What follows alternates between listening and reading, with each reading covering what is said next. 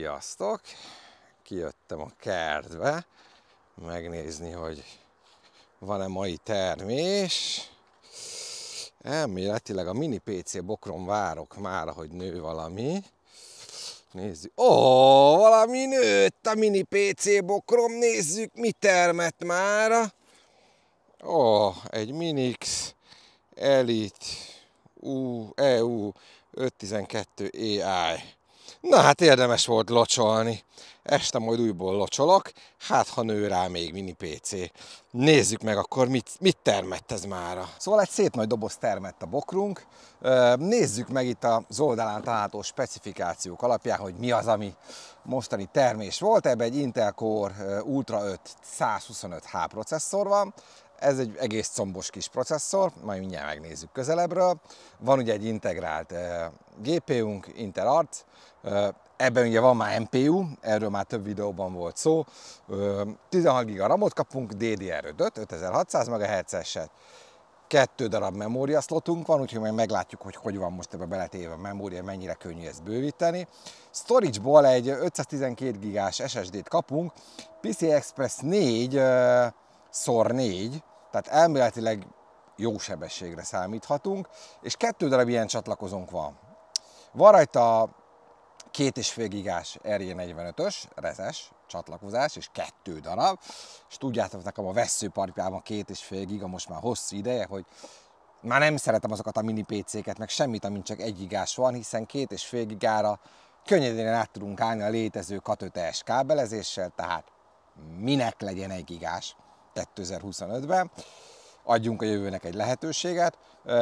A Wi-Fi csatlakozás is egész jó rajta, mert egy Wi-Fi 6E adaptert kapunk, ami ugye, hát lényegében a Wi-Fi 6 és a Wi-Fi 6E között a nagy különbség, hogy a Wi-Fi 6E azt tudja használni 6 GHz-es sávot is, ami még azért eléggé üresnek számít.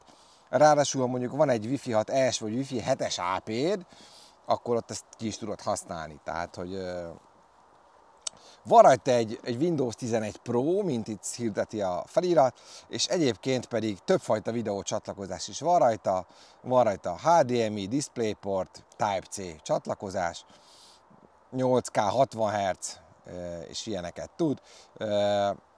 3 darab USB 3.2 Gen 2-es csatlakozás van rajta, és 1 darab ugyanez USB-C kivitelben.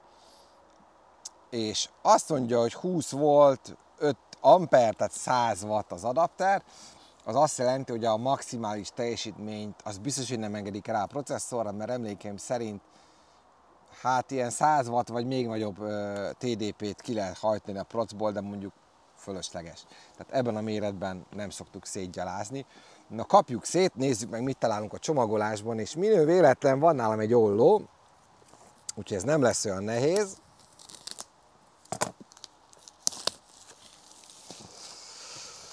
Egy egész hangulatos fekete dobozt kapunk,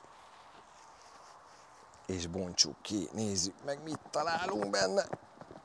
Csúszik, hoppá, kicsúszott.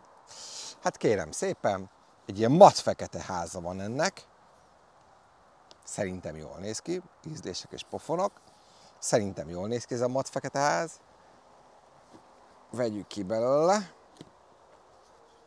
És ímé a szerkezet. Nagyon lapos, az látszódik. A keret az biztos, hogy fémből van, tapintásra is érzem, súlyra is érezni, hogy ennek a kerete ez fémből van. A teteje az szerintem műanyag, de ezt így látszatra meg nem mondanád. Az alsó rács az megint csak fémből van, az biztos. Szerintem ez is fémből van.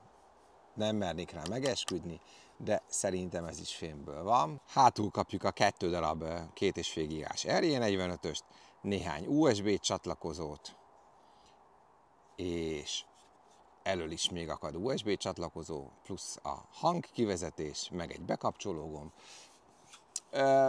Jó súlya van. Tehát nem azt mondom, hogy irgalmatlan nehéz, de van súlya. Ahhoz képest, hogy mekkora, szerintem egy elég tömör szerkezet, ami jót jelent ebben az esetben.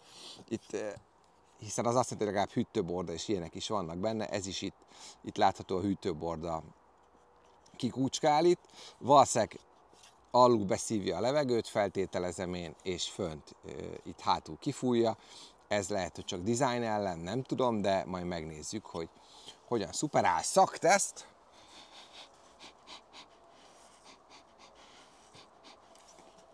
Érdekes illata van. Keveredik a nyák illat a Donald rágó illatával, vagy leginkább a Biobubinak a vízkőoldójának az illatával, ami egyébként szintén hasonlít szerintem a Donald rágóra. Egy ilyen édeskés illat.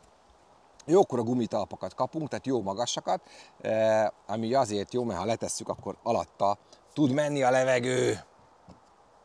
Nézzük, mi van még a dobozba. Kapunk még egy lemezt felfogatni például a monitor hátuljára. Bontom tovább. Egy nagy tároló. És itt van a többi kacabajka. Dokumentáció, user guide. Többfajta nyelven, természetesen magyarul nem fogjátok benne megtalálni, de szerintem az ábrák magukért beszélnek, de azért aki ezt a csatornát nézi, annak ez nem hiszem, hogy problémát okoz egy mini PC beüzemelése. Kapunk hozzá egy tápot, ami ugye jó is, van súlya ennek a tápnak. Ti biztos el tudjátok olvasni, mi van ráírva, én nem látom.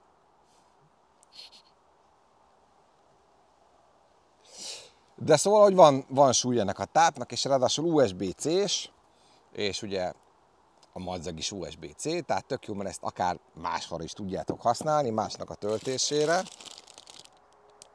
Figyeljetek már, egy matrica található ezen a HDMI kábelen, ami azt mondja, hogy certified.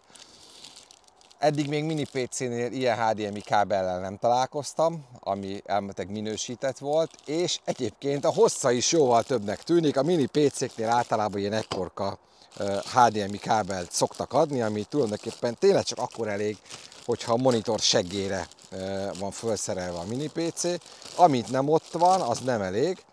Ez ránézésre ennél jóval hosszabb, szerintem egy 1,5 méter is lehet akár. Mindjárt kibontjuk, és meglátjuk, hogy milyen hosszú kábelt adtak hozzá. Ezek ilyen lényegtelenek tűrő dolgok, de valójában mégsem lényegtelenek. Hát igen, ez minimum 1 méter, de lehet, hogy 1,5. Ez inkább 1,5 méter hosszúságú, és tényleg egész jónak tűnő kábel. Rá is van írva, hogy 8K 60 Hz. Úgyhogy ezen a madzagon valószínűleg ez át is fog jönni. Ultra high speed, így van. Certifikált kábel. Beszarás. És kapunk némi csavart, feltehetően további, egyrészt a VESA felszerelésére, de lehet, hogy ott, ami van benne távtartó, az még a további SSD beszerelésre is használható. Majd kiderül, úgyis bele fogunk nézni természetszerűleg. Pakoljunk egy picit el. Ha felcsatolunk a gyártó oldalára, akkor itt van ez a gép, amiről beszélünk, és hát itt mindenféle szép színes ábrák vannak szokás szerint, tudjátok, marketing. Ezeken mi gyorsan átugrunk, csak így itt hagyom, hogy lássátok, hogy mégiscsak dolgoztak vele a grafikusok, milyen szép. De rögtön a lényegre ugrunk a specifikációkra, illetve hát itt látható rajzon is az, amit elmondtam, hogy milyen csatlakozók vannak és hol, illetve az eszköz méretei, és ha lejjebb gördítünk, akkor a specifikációkat meg tudjuk nézni, illetve hogy mik vannak ebben a cuccban. Tehát itt van ugye a processzorunk, a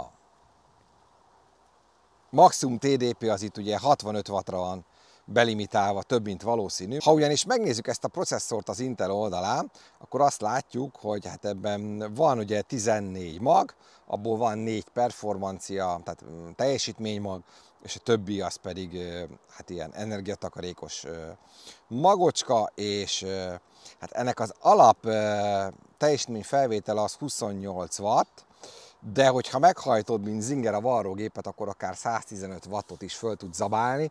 Hát azt azért egy ekkora házból eldiszipálni komoly feladat, tehát valószínűleg ezért egy picikét ez a maximális teljesítmény irányban nincs elengedve. Egyébként ez egy 23-ban kiadott processzor,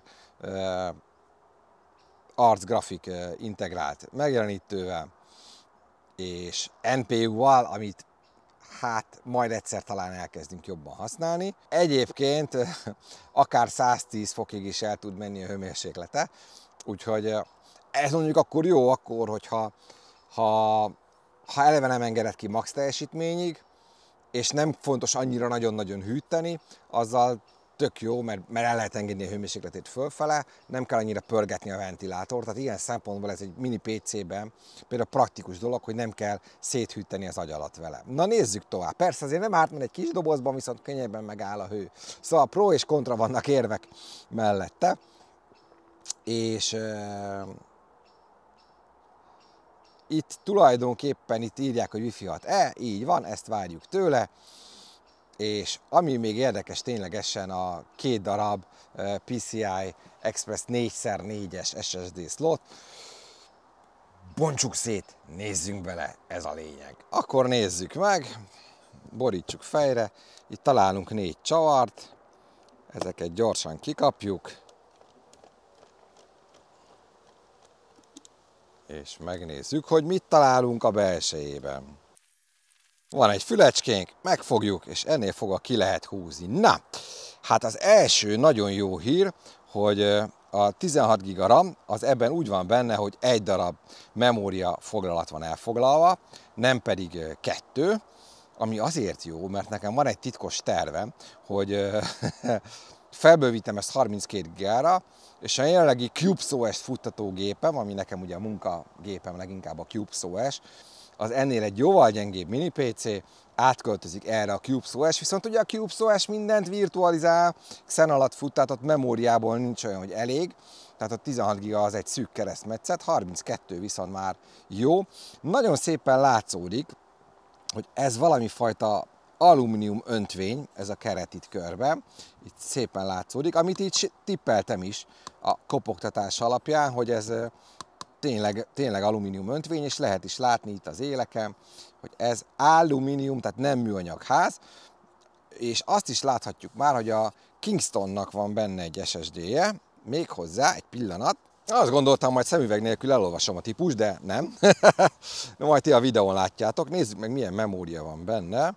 Az pedig egy Samsung memória található benne. Íme. Samsung memória, akit a típus szám érdekel, és Kingston SSD, az megnézheti. Tehát kijelenthetjük, hogy egyrészt a házon is látszódik, hogy igényes a ház kidolgozása, másrészt a nyák is látszódik rajta, hogy egy jó fajta nyák. Tudjátok, van, amit így lejön, hogy milyen a nyák, és ez pedig azt jelenti még, hogy a SSD memória is jó alkatrészekből van, ez bíztató, sőt, ilyen apróságok, ha megnézitek a szellőző,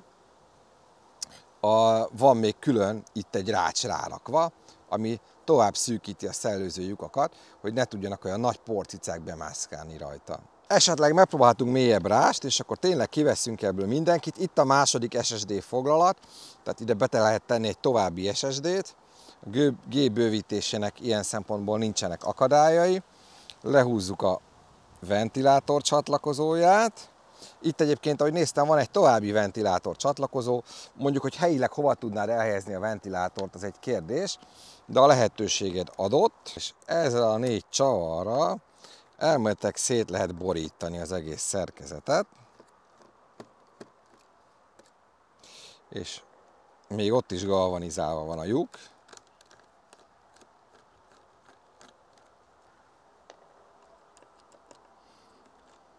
Apróságok ezek, de én szeretem, ha ilyenekre odafigyelnek. Lecsavarjuk ezt is. Próbáltam, hogy ne kelljen leszedni mert sose látom visszapattintani a csatlakozókat, de ez elkerülhetetlen, úgyhogy így legalább az egyiket nem kell majd visszarakni, ha útközben nem rázódik le róla. Tehát,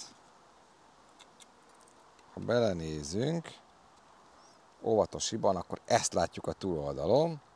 Tulajdonképpen az egész túloldal egy hatalmas hűtőborda és egy hozzátartozó ventilátor jó sűrűn fogazva. Ha netalántán cserélni kéne az elemet, akkor az nem a ventilátornak a csatlakozója volt, hanem az elemé, akkor azt itt tudod elkövetni, az elemcserét, hogyha szükségessé válna. Tehát ehhez mindenképpen szét kell szedni, ugye a BIOS beállítások tárolására, de ez jó sokáig el lesz itt neked. Na hát így néz ki a túloldala, úgyhogy most vissza is csukjuk. Így nem. Elég könnyen szerelhető szerintem. Főleg, hogyha tényleg látsz, akkor lepattintod a antennacsatlakozókat az SSD-ről, illetve lepattintani még csak könnyen megy, de vissza is pattintod. Vagy van egy szemüveged, vagy egy nagyítód, akkor azzal könnyebben haladsz, de tulajdonképpen pikpak szét lehet szedni atomjaira a szerkezetet. És sose felejtsük el föltenni rá a műanyagot, mert az megóvja attól, hogy lepattanjon róla a csatlakozóról, hiszen azért külön nagy erőhatásokra azért ezek a csatlakozók nem alkalmasak nagy erőhatások kibírására, tehát így le kell őket fogatni. Rendben van, visszapakolunk mindenkit, aztán hadd szóljon. És az is látszik, hogy azok a csavarok csak a VESA konzol felfogatására vannak, hiszen az SSD-hez itt van a másik csavar, tehát tényleg csak azt kell használni hozzá, amit ott találunk. Kapcsoljuk be, amit most hallottok bugást, az a képrögzítő, a laptoppal veszem ennek a kimeneti képét, ő még be sincs kapcsolva, majd időnként tájékoztatok mindenkit az alapzajról. Nézzük meg a BIOS-t, tudjátok, lehetett tekergetni a BIOS setupot, gyorsan elkapta, nem tudom melyik volt az Alt-ot, Delete-et és az F2-t nyomtam. Nézzünk bele a BIOS-ba, egy 2024 11. havi build dátumot látunk, és várjunk csak, az a firmware, az eszközbuild dátumja, az 2025. 6. hó 1. Tehát az jóval frissebb az eszköz, az az EC firmware-nek volt a dátuma. Rendben van. A mostani dátum pedig valószínűleg azt majd állítani kell, hiszen lehúztuk róla az órátnak az akkumulátorát, úgyhogy ezt valószínűleg elfelejtette.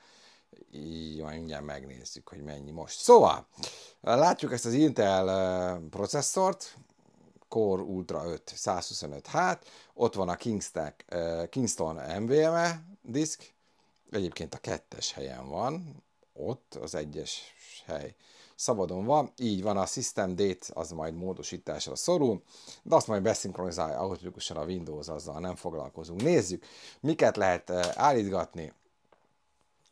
TPM supportnak értelemszerűen lennie kell, különben nem működne rajta a Windows 11, tudom, föl lehet gányolni, de az más. Hardware monitor, nézzük miket látunk, processzorhőmérsékletet, rendszerhőmérsékletet, ventilátorsebességet és a feszültség értékeket. Hallgassunk bele. Hát ha ráteszem a fülemet, így hallom, hogy pörög bent egy ventilátor, de egyébként ebből a távolságból már a laptopon ventilátorát hallom, tehát egyelőre halk, igaz, nincs is meghajtva, az tény. Jó, CPU konfiguráció, turbo mód, enable, rendben van, power settings, föl lehet ébreszteni, USB-n keresztül is, LAN-on is, és itt van a két vezérlő, most már akkor azt is tudjuk, hogy Realtek Ethernet kártya van benne, ugye itt van, amelyikben Intel szokott lenni, ebben Realtek van, chipset, alaplapja audio, M2-eseket külön kibe lehet kapcsolgatni. Nem láttam viszont benne kibekapcsolását a virtualizációnak. Ugye a processzor azt támogatja, a BIOS szinten is támogatni kell. Elképzelhető, hogy egyszerűen csak nem csinálták bele a beállítást, és innentől fogva az be van kapcsolva alapból. De itt én nem látok rajta semmiféle virtualizációs kibekapcsolási lehetőséget és az egyéb virtualizációs képességeknek a külön-külön kibekapcsolhatóságát. Reméljük, hogy ez akkor így default értékben be van kapcsolva, mert az kellemetlen, ha nincsen, akkor a Cubes OS-es elképzeléseim hamarizátorra futnak. Jó van, én azt mondom, hogy akkor lépjünk ki a setup-ból, és nézzük meg, mi történik. Elméletileg egy előtelepített Windows fogunk kapni, ami ugye szokásos módon fog indulni, angol nyelven föl lehet tenni természetesen a magyart a későbbiekben. Én rá fogok küldeni minden frissítést, aztán megteszteljük, hogy akkor mennyit is megy ez az SSD. A célcsoportja nagyjából ennek a gépnek szerintem az ilyen erős irodai felhasználás, tehát azért ez már messze több, mint a belépő szintű processzorok. Ha nem túl erőforrás igényes játékkal akarsz játszani, akkor akár arra is jó lehet. Lásd például a VOT-os tesztjeim, ezen a processzoron azért már szoktak működni, az integrált kártyával egész tűrhetően, erre is rárakjuk majd a VOT-ot akkor, kipróbáljuk. Tehát azért ez már egy ilyen erős irodai gépként használható, természetesen 4K-s videókkal simán megbirkózik, de nem egy gamer gép. Tehát azért azt ne várjuk tőle, hogy majd ezen a legújabb játékok a legnagyobb felbontásban fognak működni, nem, meg legjobb képminőségben. De egy jó erős irodai gépet kaphatunk, és ha szerencsénk van, akkor, és a virtualizáció support az be van rajta kapcsolva, akkor ez majd fog működni másként is, tehát akár egy ilyen Cubes OS-esen is, de ennek a célja az, akik gyakorlatilag úgymond egy közepes asztali gépet akarnak kiváltani egy mini PC-vel, ami kevés helyet foglal, és nagyjából arra használnák, amire egy ilyen közepes teljesítményű asztali gépet használnak, csak sokkal kisebb helyen fér el. A Wi-Fi eszközöket már észrevette, tehát a Wi-Fi eszköz működik, meg fogjuk majd a Wi-Fi-t is tesztelni. Itt ebben a környezetben, a szomszéd helységben van az AP, úgyhogy egy ilyen életszerű eredményt várunk majd tőle. Végigfutott minden frissítés, fölrattam mindent, amire azt gondoltam, hogy kell. A legelső dolog, hogy a hangot azt kézzel engedélyeznem kellett, mert alapból az le volt némítva, úgyhogy ezen túl vagyunk. Na nézzünk körül, hogy akkor mit is kaptunk itt tulajdonképpen. Nyertünk egy Windows 11 Pro-t, 24H2 állapotban van jelen pillanatban, és természetesen aktivál van az eszköz, és hát nagyjából azokat az adatokat látjuk, amiket eddig is tudtunk, processzor, memória, mondhatni működik. Érdekesség egyébként, hogy ketté van partícionálva a gépen az SSD, van egy, amin a rendszer van, és van mellette egy csont üres, ez most azért nem csont üres, mert egy csomó dolgot ide már letöltögettem, de egyébként a D az üresen van, tehát egy C és D ketté partícionált meghajtót kapunk, és ha az eszközkezelőt indítjuk el, akkor azt látjuk, hogy sehol nincsen sem felkiáltójel, sem kérdőjel, tehát tulajdonképpen minden jól működik. Íme. Intel Wi-Fi kártya van benne, és azt pedig már láttuk, hogy a 2,5 gigás portok azok ugye rírtekek. Egy AX211-es Intel Wi-Fi kártya van benne. Na, csapjunk a lovak közé, és indítsunk egy Wi-Fi speed teszttel, megnézzük most éppen hova csattant föl, én nem befolyásoltam semmi irányba, hogy hova csattanjon föl. Azt fogjuk látni, hogy AX-es protokollal vagyunk fölcsatlakozva a 6 gigás sávra. Na most ez nem egy Wi-Fi speed test, mert akkor itt lenne az AP mellettünk, és a szomszéd szobában van, és egyébként rajta van még egy rakat eszköz, úgyhogy ez egy ilyen való életteszt. Nézzük meg, hogy mit fogunk kapni.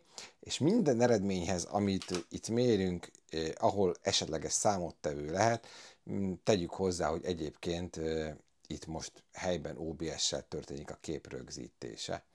Jó, tehát ennyit még tegyünk hozzá.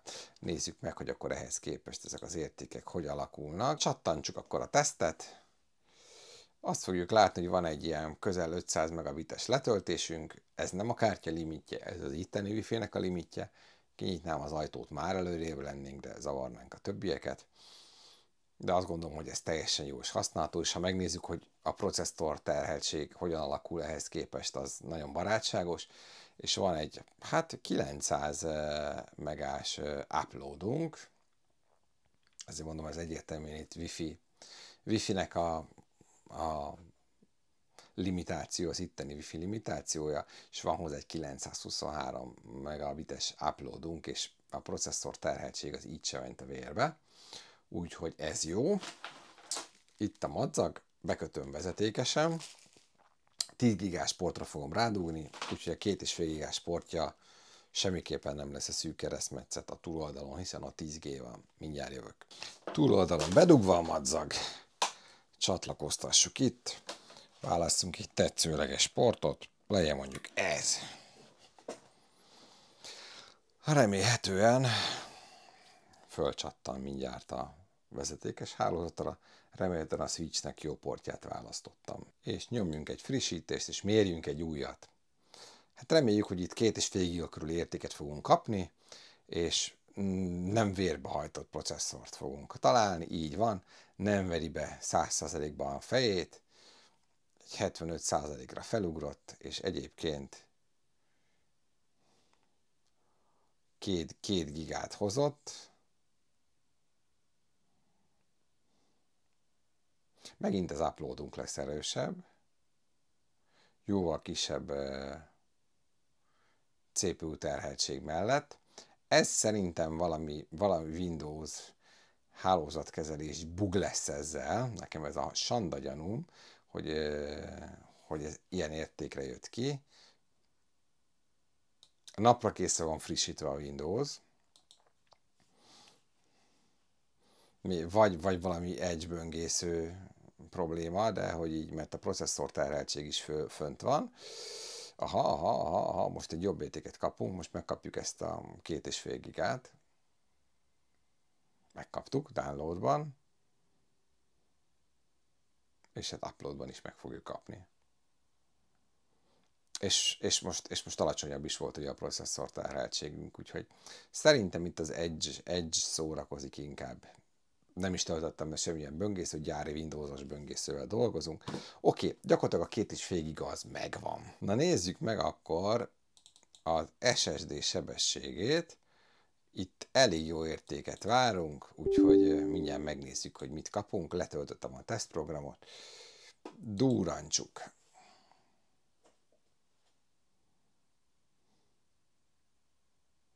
Amíg a tesztprogram zajlik, mellé is kitolunk egy task managert, hogy látszódjon. Nem tudom, hallottak-e bármit. Nem lehet hallani bármit. Járt nálam már több mini PC, ez az egyik legcsöndesebb, a Windows Update folyamán is elég késő volt hajlandó elkezdeni pörögni a ventilátor, a 25 fok egyébként ebben a szobában a hőmérséklet, tehát még csak extra hideg sincsen. És ha egész közel teszem a fülemet, akkor hallok némi alapjáratot, de ennyi. A Windows Update idejében hajlamos volt néha följebb pörögni a ventilátor, akkor azért hallható volt. Itt a bordák, a hűtőbordák, ahol hátul kilógnak, ha ide bedugom az ujjamat a bordához hozzányomva, azt érzem, hogy meleg, de egy nagyon minimális levegő áramlás van mindössze. Ha jobban pörög a venti, akkor nagyobb a levegő áramlás, de tényleg az egyik legcsöndesebb mini PC azok közül, amik az utóbbi időben nálam jártak. Amikor az így pörög a ventilátor, akkor Flight Gear-ben nagyjából arra emlékeztet a hangja a Flight Gear repülőgép szimulátorban, amikor az F-16-ossal kigurulsz a reptérről, tehát nem ez a visító sugárhajtó mű, hanem ez a kb. Ilyesmi hangja van, úgyhogy hát halljátok, most is zajlik a teszt. Jó, ez most nem hajtja vérbe, majd a következő mindjárt vérbe hajtja, de tulajdonképpen nincs benne nagy pörgés. Teljesen jó értékek, abszolút vállalható értékeket kaptunk. Érdekesek egyébként, ha megnézzük a mérési eredmények, mert a második és a harmadik mérési eredményeknél furcsa, hogy az írás az lényegesen jobb értéket kapott, mint az olvasás, de érdemes lenne ezt még többször megfuttatni, de azért látszik, hogy nagyjából amiket kaptunk értékeket, ezek teljesen jók, tehát itt nem lesz szűk keresztmetszet egy ilyen mini PC használatnál, a SSD sebessége bőven jó. Egy csatás SSD-t meg agyba főbever. Ennek igazániból sok értelme nincsen, amit most meg fogunk futtatni, de kicsit legalább halljátok a hangját, amikor így megpörög. A Cinebench-en megnézzük a processzor teljesítményét, de igazániból, ha megnézzük az adatlapját, keresünk összehasonlító teszteket, akkor nagyjából meg fogjuk kapni, hogy mi az, ami ettől a processzortól egyébként várható, tehát ezért hatalmas meglepetés nem fog senkit érni. De mint mondtam, ezek azért nem erőgépek, arra, mire ki van találva, arra biztosan bőségesen elég ennek a processzornak az erőforrása, de azért ezután is fogunk egy kis votot játszani, azt elárulhatom, úgyhogy ha kiverjátok a Cinebench végét, akkor jön egy kis vot. Túrancsunk egy multikort.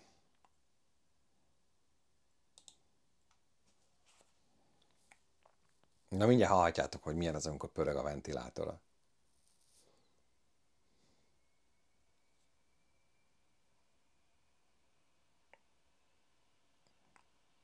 Erre mondtam azt, hogy ez olyan, amikor így az F-16-os kimegy, kigurul, de tulajdonképpen ez ennél hangosabb nem tud lenni. Tehát ez most a max hangerő, láthatjátok, a CPU 100%-ban van hajtva, majd kapunk valamilyen eredményt. Na, még egy picit erősödik, de gyakorlatilag be fog állni. Tehát ez a max hangerő. De ilyen processzorhajtást mondjuk videórenderelésnél fogsz elérni. Tehát normál használat közben sosem hajtott ki tartósan 100%-ra a processzort. Egy-egy pillanatra belecsíp, vagy ilyenek, de itt tartósan nincs kihajtva, az biztos.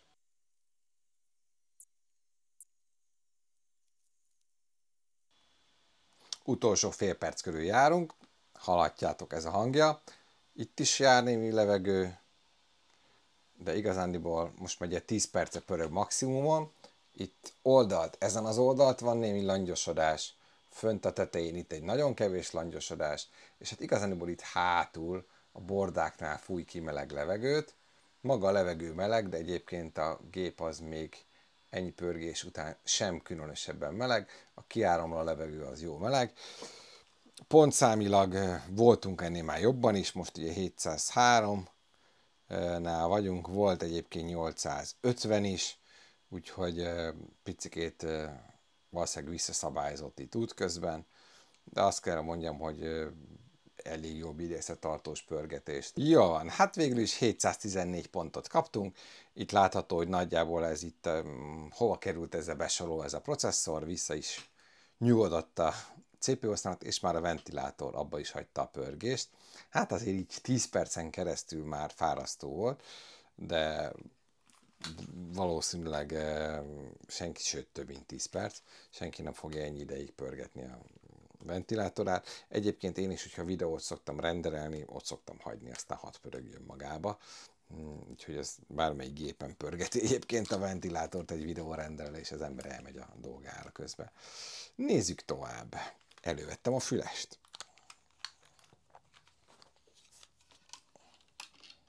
Bedugjuk. Fölcsapjuk. Ezt becsukjuk. És indítsuk a votot. Hát itt is egy jó pár frame-et biztos, hogy kevesebbet fogunk kapni, hanem itt rögzítenénk OBS-sel a képet. Ó, kér egy belépést.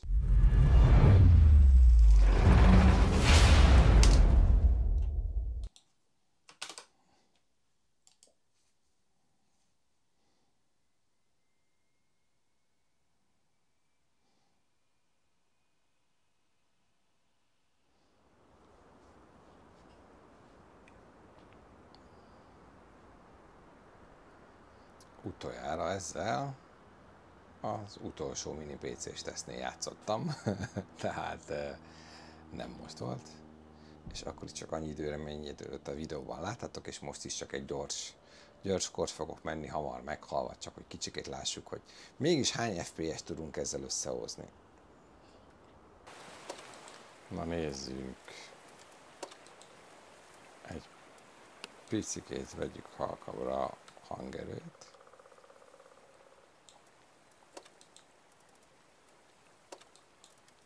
És nézzük meg grafikus beállítások hol vannak. Hát alapból ő egy low quietly-t állított be nekünk. Nézzük meg, hogy ha ehhez képest én mondjuk egy mediumot választok. 1920, hát az legyen inkább csak 1920x1080. Így 59 Hz-es képernyő frissítéssel nézzük meg, hogy így milyen játékélményt kapunk. Én szerintem ez a medium az egy teljesen jó érték, egyébként a VOD-ban még a low is vállalhatóan néz ki, de nézzük meg egy medium beállítással, azt gondolom, hogy ezzel fogunk kapni egy ilyen még játszhatót. Persze újraindul a játék.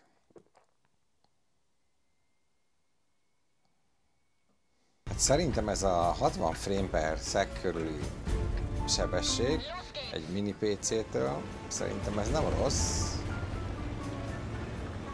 de én ugye nem vagyok egy ilyen hudaigényes játékos, tehát 30 FPS-ig teljesen jó vagyok. Az már egy folyékony mozgás nekem. Akinek ennél több kell, az vegye alulra a minőséget. Én azt mondom.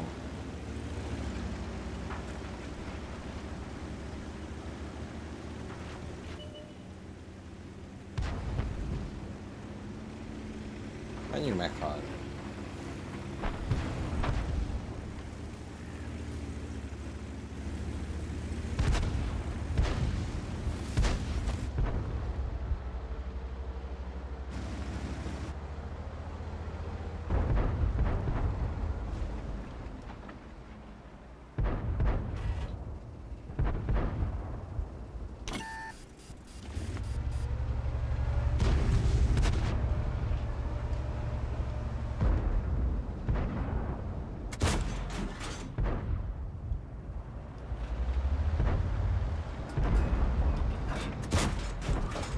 Oh shit.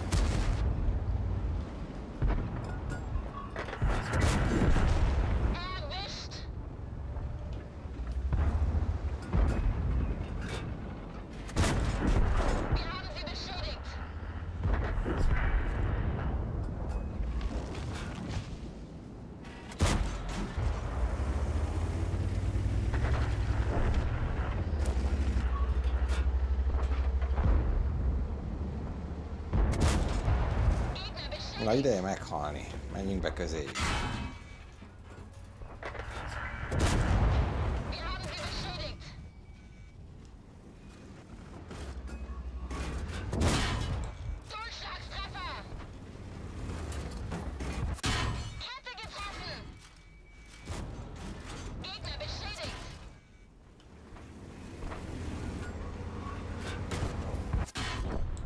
Na végre meghaltunk.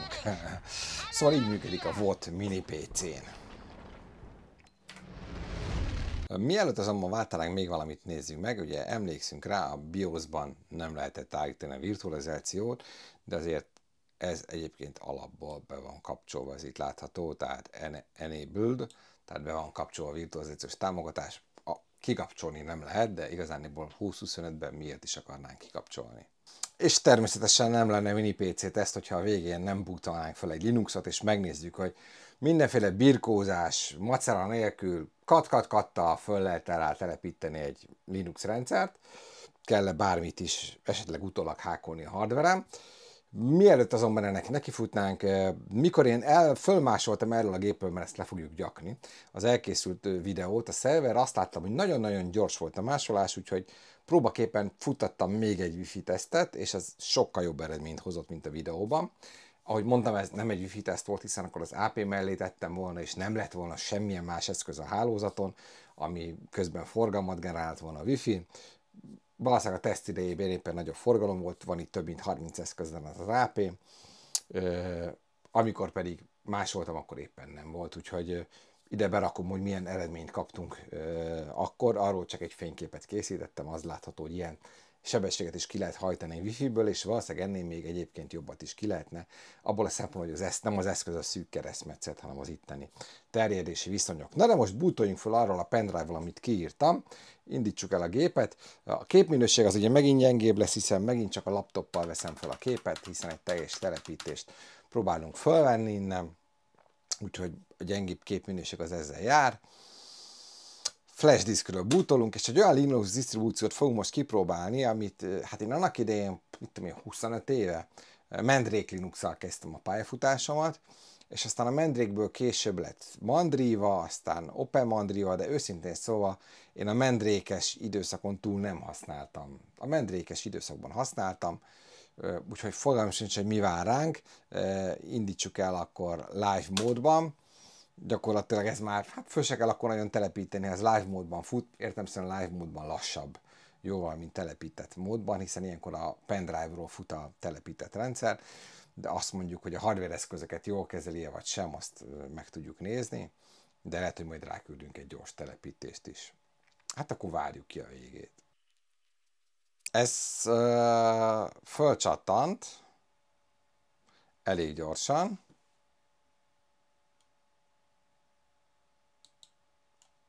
Nézzük meg akkor egy telepítést, ne gatyózzunk. Úgysem célom Windows-t hagyni ezen a gépen. És akkor legalább gyorsan végig tudtok nézni egy Mandriva telepítést. Remélem, hogy a ti képminőségetek az jobb, mint amit én itt látok. Ugye ez a rögzítő éjjel. Először is kéne neki egy net. Nézzük meg, hogy a Wi-Fi-t látja-e. Látja a Wi-Fi-t, úgy teljesen jó, ez jól hangzik. Úgyhogy akkor fölcsattanok a Wi-Fi-re.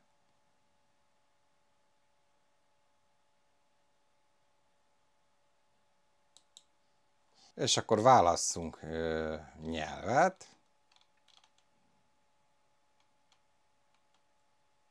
Magyar.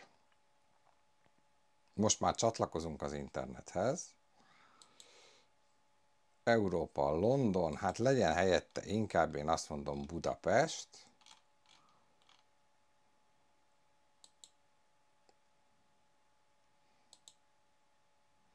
A billentyűzet magyar nyelvű stimmel, a ránézésre ez a mi billentyűzetünk. És akkor választhatunk, hogy mellé akarjuk-e telepíteni, vagy le akarjuk-e cserélni. Hát én azt mondom, hogy a teljes lemez törlése automatikusan nem kell nekünk semmit mellé telepíteni, nincs szükségünk a Windowsra. Így néz ki jelenleg a particionálás, és így fog kinézni utána. Dur. Jöjjön akkor egy név. Már magyar a billentyűzet, csak éppen a gépelésemmel van baj.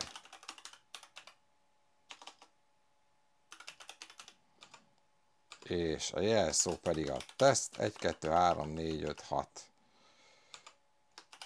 Teszt 1, 2, 3, 4, 5, 6. Tudjátok, amit szoktuk használni. Engedélyezzük most a jelszó nélküli bejelentkezést is, és ugyanaz legyen az admin fiókja is. Élesbe ilyet ne csináljatok, de most itt arra, hogy a videóban gyorsan pörgessük az eseményeket, arra ez tökéletes. És elindul a telepítés, és most megy. Ki kell várni a végét.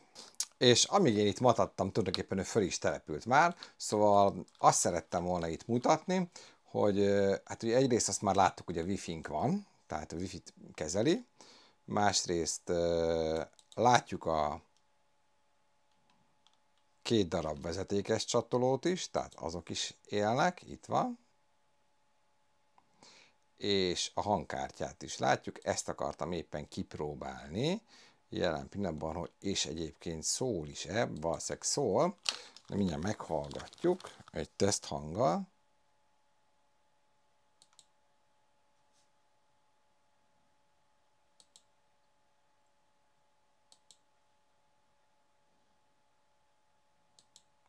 Toljunk rá hangerőt, mert én itt nem hallottam ilyen messze tőle.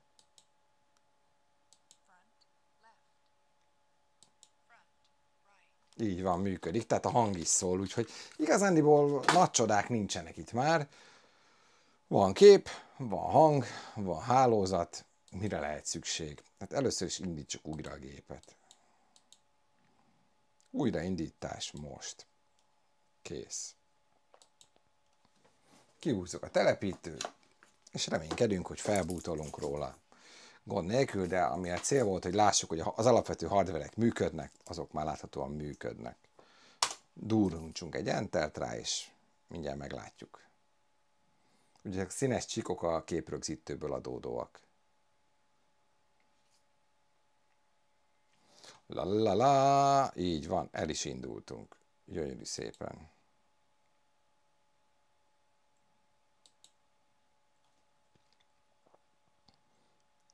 Irodai alkalmazások. LibreOffice. Fönt van.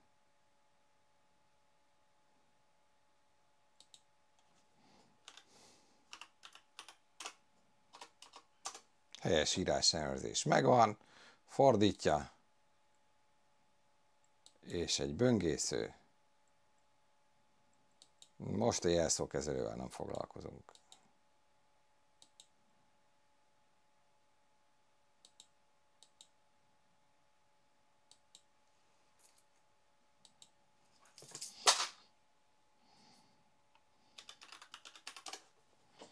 Hú.hu.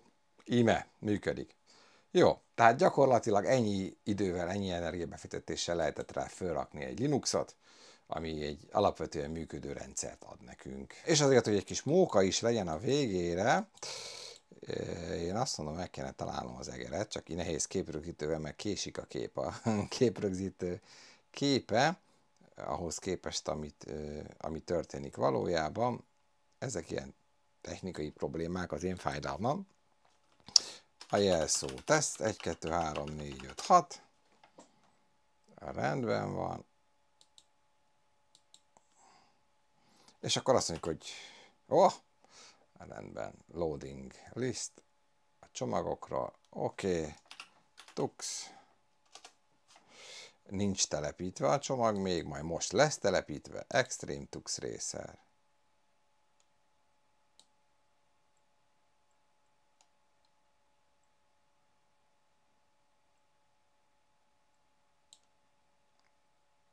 Install.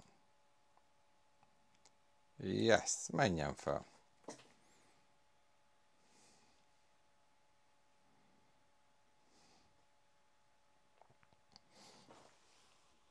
A fülesem, fölveszem. És hajrá. És egyben ez volt ebben a szezonban az utolsó videó, legközelebb szeptemberben találkozunk, úgyhogy addig is mindenkinek jó pihenés, szórakozást kívánok, én a magam részéről a házkörüli munkákkal fogom tölteni a felszabadult időt. Játékok. És már ide bekerült.